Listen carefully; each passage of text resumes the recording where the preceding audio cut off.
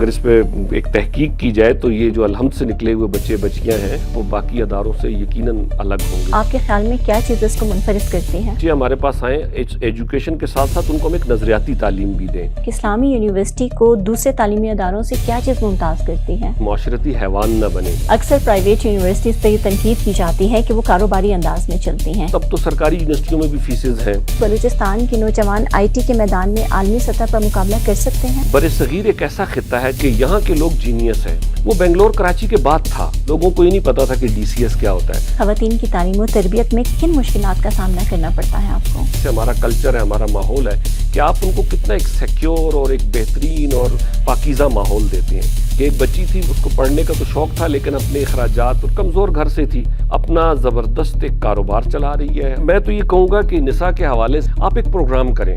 سنا ہے کہ آپ کے اسکول میں 5ویں کلاس تک کوئی امتحان نہیں ہوتا۔ سوسائٹیز تب بنتی ہیں جب آپ بچوں کو چھوٹی عمر سے ہی بتائیں کہ آپ کی کولیکٹیو ایفرٹ کیسے ہو سکتی ہے، آپ کی اجتماعیت کیا ہے۔ کہ ہمارا موجودہ تعلیمی نظام طلبہ کی تخلیقی صلاحیت کو فروغ دے رہا ہے۔ کسی بھی کام کے لیے نا نیت کا ٹھیک ہونا ضروری ہے، تو پھر رہ کے رٹا ہی ہوگا۔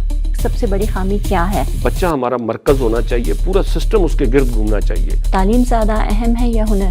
ایجوکیشن تو آپ کو ایک شعور دیتی ہے لیکن سکل آپ کو بہترین روزگار دیتا ہے۔ آپ کو کیا لگتا ہے کہ سوشل میڈیا کا استعمال آج کے نوجوان ٹھیک کر رہا ہے؟ زہر سے تریاک نکلتا ہے۔ آج کل وہ جو موبائل ہے تقریباً ہر ایک کے ہاتھ میں ہے، ہر کوئی کیمرہ مین ہے، ہر کوئی مووی بنا رہا ہے، ہر کوئی تصویریں بنا رہا ہے۔ آپ نا جدت کو نہیں روک سکتے، آپ ٹیکنالوجی کو نہیں روک سکتے۔